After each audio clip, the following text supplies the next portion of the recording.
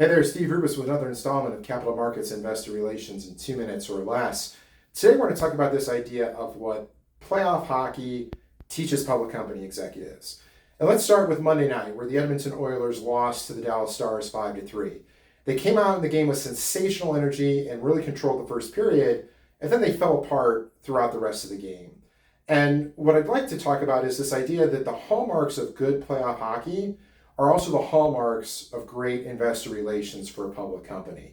So let's get into it. What are the hallmarks of playoff ice hockey that wins Stanley Cups? And it starts with this idea of you can't take a period off. The Oilers took 2 periods off, ended up losing 5-3.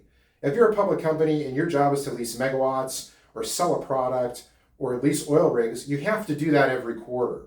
You can't say, hey, we had a good year, I'm going to phone in the fourth quarter and hope everything goes all right and the stock works.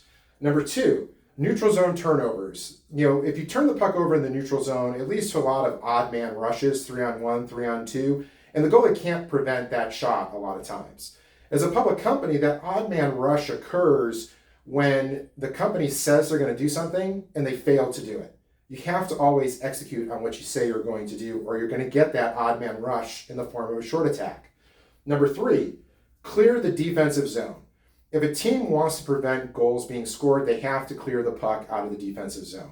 The way a public company and investor relations clears the defensive zone is by having good communications with investors, really solid earnings materials in terms of the earnings call script and Q&A, a great earnings release, and a really strong investor deck. This is how you clear the zone and prevent that odd man rush or that short attack.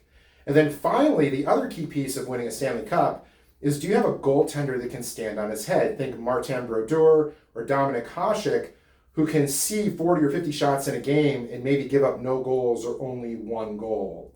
And that's what best-in-class investor relations does. They see that Ovechkin one-timer coming from the point, and they're able to keep it from ending up in the back of the net. They can see the short attack coming. They see odd crises over the horizon. So in closing, think of it this way. The Oilers have 2 of the best players in the NHL. Connor McDavid, your CEO, and Leon Draisaitl, your CFO. And it's not enough to win. In order to win a Stanley Cup, you need to add that showstopper goaltender. And for a public company, that showstopper goaltender is best-in-class investor relations. If you're struggling with investor relations, I would love to help you fix that problem. Thanks for watching.